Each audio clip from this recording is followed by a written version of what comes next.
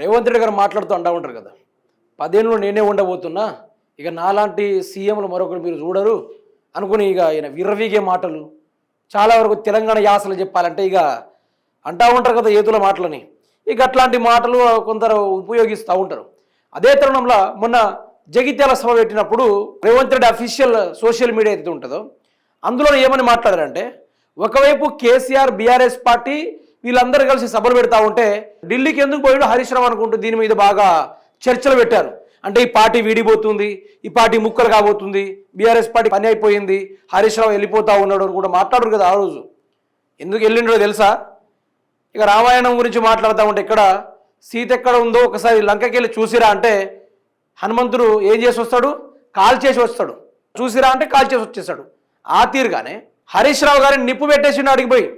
ఢిల్లీలో సుప్రీంకోర్టు న్యాయవాదితోటి కలిసి ఈ ఓటుకు నోటు విషయాలపైన పూర్తి స్థాయిలో దర్యాప్తు జరిపి మరి ఈరోజు క్రిమినల్లు బయట తిరుగుతూ ఉన్నారు, మీరు వాటి మీద దృష్టి పెట్టాలి, అట్లాంటి వాళ్ళు ఈరోజు రాజ్యాన్ని వెళ్తూ ఉన్నారు, అట్లా తీసుకెళ్లి తీహార్ జైల్లో వేయాలనుకుంటూ హరీష్ రావు గారు బీఆర్ఎస్ బృందం ఆడ మకాం వేసి ఉచ్చు బిగించి వచ్చిర్రు. ఆ ఉచ్చు బిగించిన దానికి నిదర్శనం ఇదే.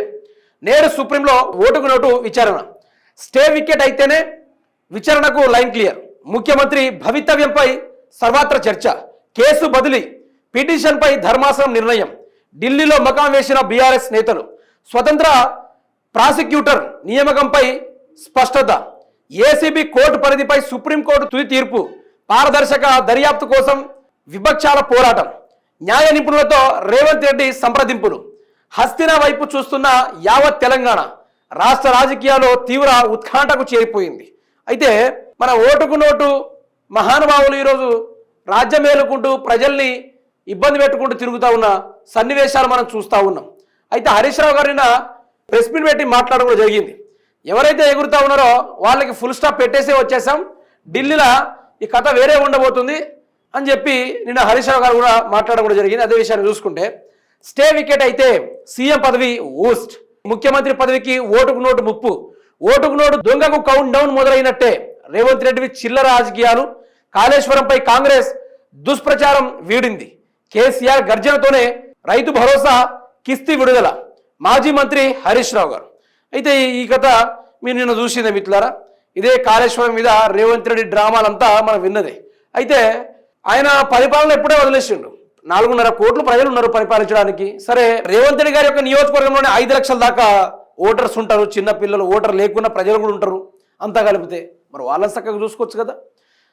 ఇవన్నీ చూసిన తర్వాత ఇక కేసీఆర్ని మాట్లాడితే కేసీఆర్, దిగితే కేసీఆర్, ఫామ్ హౌస్లో కూర్చున్నా కేసీఆరే, ఏదైనా మీటింగ్ పెట్టినా కేసీఆర్, ఏం మాట్లాడినా కూడా కేసీఆరే. అందుకనే కేసీఆర్ ఏం చేసిండంటే ఇక నేను ఏందో చూపెడతా రేవంత్ రెడ్డికి అని చెప్పి అట్లా చిన్న జలకిచ్చిండు. ఇక జలకిస్తే పదవే ఊస్ట్ అయ్యేటట్టుంది. పదవి కాదు, చంద్రబాబు నాయుడు, జురేశలం ముత్తయ్య, తర్వాత చంద్రబాబు నాయుడు గారు వీళ్ళందరూ కలిసి మర్యాదపూర్వకంగా తీహార్ జైల్లో గౌరవంగా XXL సర్పు తీసుకొని మంచిగా బొచ్చలతో కడిగి తినే రోజుల్లో దగ్గర వస్తానని హరీష్ రావు గారు చెప్తా ఉన్నారు.